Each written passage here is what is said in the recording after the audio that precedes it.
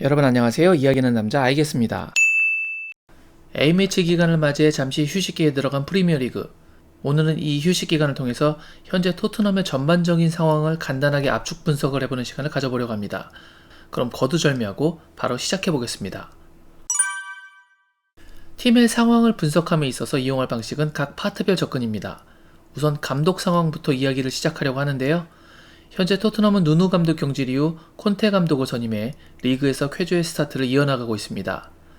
토트넘이 현재 얇은 뎁스로 인해 단계를 올라갈수록 점차 강팀들을 만나게 되는 토너먼트에서는 문제가 발생하고 있지만 강팀뿐만 아니라 중위권 팀들과 약팀들도 돌아가면서 상대해야 하는 리그에서는 안정적인 성과를 보여주고 있습니다. 콘테 감독이 어느 정도 성과를 보여주고 있는지 비교하기 쉽게 간단한 그래프를 준비해봤습니다. 함께 보시겠습니다. 우선 18-19 시즌의 포체티노 감독의 승점 그래프입니다. 보시는 것처럼 이렇게 승점이 쌓이지 않는 긴 구간이 중간에 2번 정도 나오면서 힘든 시기를 겪기도 했지만 시즌 후반기에 좋은 모습을 보이며 결국 최종 승점 71점으로 리그 4위에 안착해 다음 시즌 챔피언스 리그 티켓을 따냈습니다. 그러니까 이 포체티노의 그래프가 당연히 절대적인 것은 아니지만 대략적인 챔스 진출의 기준선이 될 수도 있겠네요. 그 다음 시즌인 19-20 시즌입니다. 시즌 초반 계속해서 전년 대비 낮은 승점으로 고전합니다. 그러다가 레비 회장은 포체티노를 12라운드까지만 지휘봉을 잡게 하고 결국 경질시키고 말았죠. 그 이후 무리뉴 감독이 부임하며 팀을 이어받았는데요. 보시면 무리뉴 초기에는 오히려 포체티노가 쌓았던 승점 그래프와의 간격이 더욱 벌어지기도 합니다. 그러다가 둘의 간격을 좁혀 나가기도 하는데요. 결국 무리뉴를 데려왔을 때 바랬던 승점이 아닌 59점을 획득하며 리그 6위를 기록해 유로파 리그로 내려앉고 말았죠. 중도에 부임했던 전 시즌과는 다르게 무리뉴의 온전한 첫 시즌인 20-21 시즌에는 어땠을까요? 스타트는 좋았으나 이내 18-19의 포체티노의 파란색 그래프를 넘어서기는커녕 포치가 경질될 때의 19-20 시즌보다도 더 안 좋은 상황을 만들어냅니다. 하지만 결국 승점을 끌어올리며 전년도와 비슷한 승점으로 엎치락뒤치락인 상황을 연출해내죠. 그리고 종국에는 무리뉴도 경질이 되고 라이언 메이슨 체제에서 좀 더 좋은 승점인 62점을 따내기는 하지만 순위에서는 7위로 밀리며 유로파 컨퍼런스 리그까지 내려가게 됩니다. 그러면서 21-22 시즌을 누누와 함께 동행하게 되죠. 누누의 시작은 정말 좋았지만 결국 18-19 시즌 포체티노의 성적보다 아래로 내려가게 되고 그 상황들이 계속해서 개선이 안되자 10라운드까지 지휘봉을 잡았다가 결국 잘리고 말았습니다. 당시 누누의 그래프는 포체티노가 경질되었을 때의 주황색 그래프보다 아래에 있었으니 누누의 경질은 같은 기준을 놓고 보면 어쩔 수 없는 상황이었고 어떻게 생각해보면 마찬가지로 더 낮은 그래프를 그렸던 20-21 시즌의 무리뉴에게는 레비가 굉장히 관대했었다고 볼 수 있는 것 같습니다. 그리고 11라운드부터는 콘테 감독이 팀을 맡아서 운영하기 시작했는데요.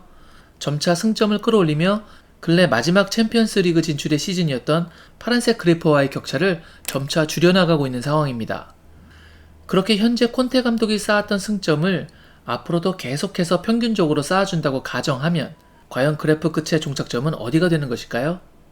바로 이곳입니다. 마지막으로 챔스를 나갔던 4위 토트넘보다 높은 승점인 74점 정도가 되겠군요. 74점이면 우리가 처음에 기준선으로 잡았던 파란색 쪽보다 위쪽이기 때문에 일반적으로 4위 안에 들 가능성이 약간은 높은 편인 승점으로 봐도 될 것 같습니다. 물론 절대적인 값은 아니니 당연히 그렇지 못할 수도 있지만요. 이렇듯 콘테의 최근 리그 성적은 나쁘지 않습니다. 다만 첼시에게 연거푸 고배를 마시며 순간적으로 사기가 낮아졌을 수는 있겠죠. 하지만 토트넘보다 객관적으로 우위에 있는 맨리첼과의 경기 결과를 보면 극악상성인 첼시와의 경기는 이미 다 끝이 났고 강팀 리버풀과는 최근 무승부를 기록해 승점을 1점씩 공유했으며 맨시티에게는 이미 1승을 확보해 놓은 상태이기 때문에 총 승점 4점을 따놓은 상태입니다. 4위 경쟁팀인 아스날은 맨리첼을 상대로 따낸 승점이 현재 0점이고 맨체스터 유나이티드도 맨리첼을 상대로 승점을 단 1점밖에 못 따냈기 때문에 엄밀하게 보면 경쟁팀들 중에서 가장 좋은 성적을 낸 것이죠. A매치 기간 동안 첼시와의 안 좋은 기억은 정리하고 부상 선수들도 돌아옴과 동시에 최소한의 영입을 성공할 수만 있다면 계속해서 상승세를 이어나갈 수 있지 않을까 싶습니다. 그 믿음에는 역시 콘테가 있고요. 안토니오 콘테가 첼시를 우승시켰을 때의 초반 10경기 성적은 7승 1무 2패로 승점 22점을 따냈었고, 현재 토트넘에 와서 가졌던 10번의 리그 경기에서는 6승 3무 1패로 승점 21점을 따내어 단 1점이 모자란 상황입니다. 그러니까 우승했을 때의 페이스를 아직은 따라가고 있다는 것이죠. 그것도 현재 훨씬 투자를 못 받고 있으며 선수단의 문제를 겪고 있는 토트넘에서 말입니다. 이처럼 콘테가 그의 상승세를 계속 이어나간다면 다음 시즌 우리는 손흥민 선수의 챔피언스리그 무대 복귀를 다시 볼 수 있을지도 모르겠습니다. 하지만 그러기 위해서는 이 사람들의 노력이 절대적으로 필요합니다. 바로 레비와 파라티치를 비롯한 보드진이죠. 현재 1월 이적 시장이 열리면서 많은 선수들을 보강하고 있는 다른 팀들과는 다르게 아직까지 토트넘의 영입은 제로입니다. 아다마 트라오레도 굉장히 오랜 시간 뉴스를 쏟아내고 있지만 현재까지도 오피셜은 나오고 있지 않는 상황입니다. 들려오는 소식에 의하면 토트넘의 영입 제1순위는 일단 아다마라고 하는데 그가 해결이 되지 않다 보니 다른 선수들의 영입에도 힘이 실리고 있지 않습니다. 흘러나오는 뉴스에서는 아다마의 이적료가 2천만 파운드, 그의 주급은 12만 파운드라고 합니다. 레비 회장이 과감하게 결정을 내려서 이제 얼마 남지 않은 기간 동안 반드시 좋은 소식을 듣고 싶네요. 그런데 다른 선수들을 쉽게 영입하지 못하는 건 자금의 회전이 잘 안 되기 때문이라고도 합니다. 바로 부진한 선수들의 매각이나 스왑딜이 잘 이루어지지 않고 있기 때문이죠. 대폭적인 물갈이가 필요한 상황에서 톱4를 노리는 토트넘이 방출해야 하는 선수 명단 톱4를 뽑아보자면 자페 탕간가, 탕귀 은돈벨레, 델레알리, 지오반니 로셀소라고 생각됩니다.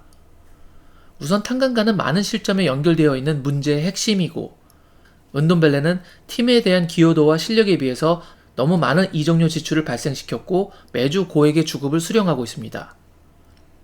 알리는 동료들이 경기하는 중에 SNS에 이상한 동영상을 올릴 정도로 기량과 마음가짐에서 모두 바닥을 치고 있고 로셀소는 아르헨티나에서 헌신하고 부상을 얻은 후 토트넘 호스피털이라는 최고급 병원에서 요양을 해 회복한 후 다시 조국에 헌신하는 행보로 현재 현지 팬들의 극악의 분노를 사고 있는 상황입니다.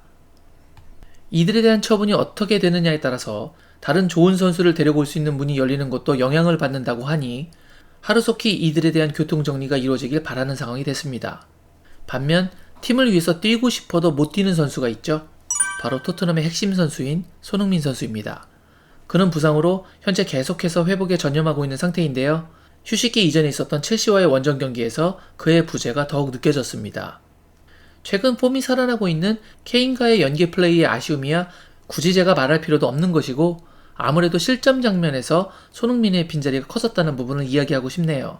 특히 지혜의 첫 번째 득점 장면을 보시면 그의 슈팅을 세세뇽이 막을 수가 없었습니다. 바로 이 타이밍에 뒤쪽으로 돌아 들어가는 아스필리쿠에타 때문이었죠.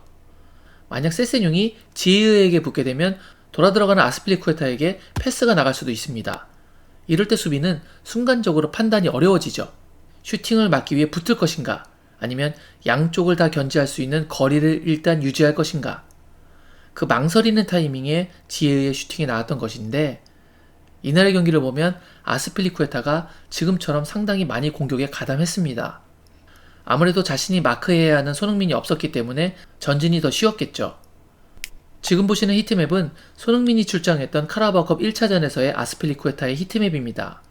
확실히 전진성이 적습니다. 하지만 손흥민이 빠졌던 이번 경기에서는 보시는 것처럼 이렇게나 많이, 심지어는 박스 안까지도 굉장히 많이 침투했습니다. 이런 게 바로 손흥민의 빠른 역습의 위협을 통해 발생하는 상대 풀백 또는 윙백의 전진 억제력이라는 것이겠죠. 이렇듯 손흥민의 복귀는 토트넘의 공격력 상승은 물론이거니와 상대 수비의 공격 지원을 막는 간접적인 수비적 효과 또한 가져올 수 있는 상황입니다. 부디 앞으로 남은 휴식 기간 동안 완벽하게 회복해서 다시 리그가 시작될 때 그의 활약을 함께 할 수 있길 바랍니다. 지금까지 토트넘 각 파트별 상황을 간단하게 압축해서 정리해봤습니다. 오늘 제가 준비한 내용은 여기까지였고요. 오늘 영상이 마음에 드셨다면 구독, 좋아요, 알림 설정 부탁드리겠습니다. 저는 다른 더 재밌는 영상으로 여러분께 인사드리겠습니다. 그때까지 늘 건강하세요. 역시 I guess.